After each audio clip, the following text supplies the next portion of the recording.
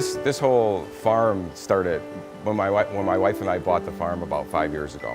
We've had a place up here on the Betsy River for about 15 years, and when this farm went for sale, we ended up purchasing it.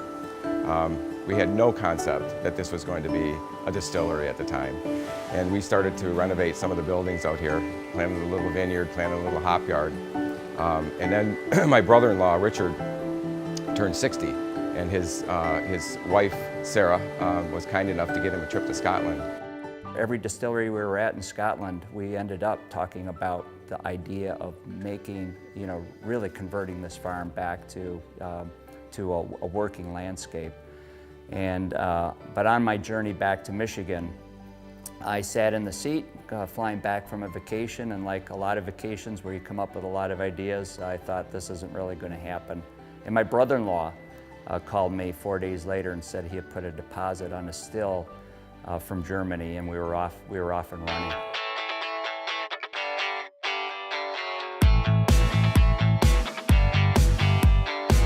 We're super proud to be in the middle of production right now, where we are actually growing grain on this property, and that grain is being converted to spirit, which is being put in barrels, and we will actually have estate grown spirits, or estate grown grain, which is actually goes into our spirits, and we'll have several whiskeys.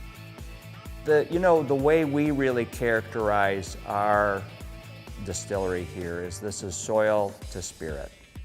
This is where we get to control the entire process from growing the grain all the way through the mashing, fermentation, and distilling process.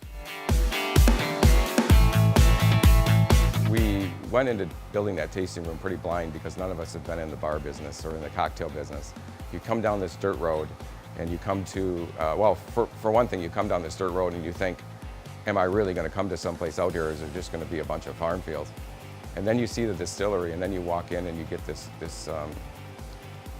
beautiful experience that people have actually told me people have been in here from New York and Chicago, and they say, this place could be anywhere in the world. This could be in New York City. And so it makes us feel good that we've done that kind of a job. The actual decorating of the tasting room was a combination of a lot of different people. The back wall was an idea that I came up with.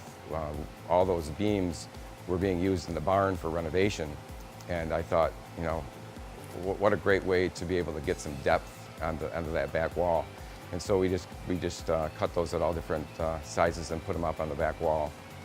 The lights that are on there that light our bottles up was an idea of a friend of ours who actually built the bar top itself.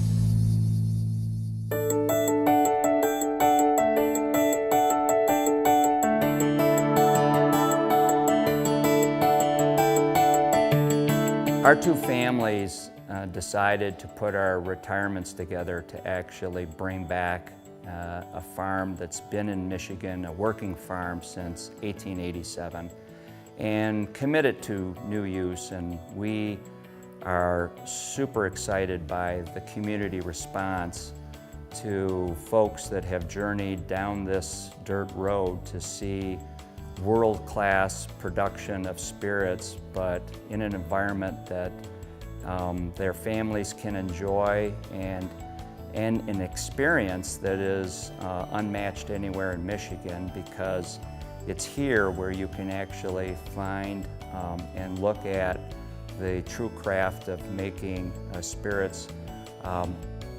Our motto is that we are returning spirit to its origin.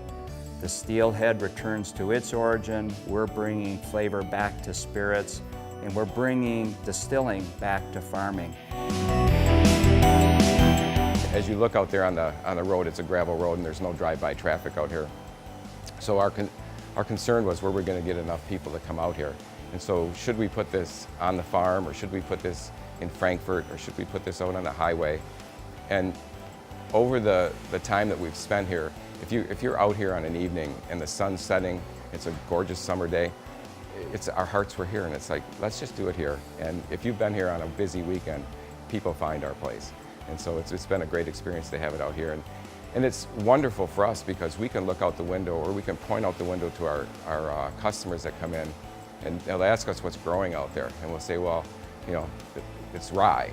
But it's hard not to say, well, that's whiskey growing out there,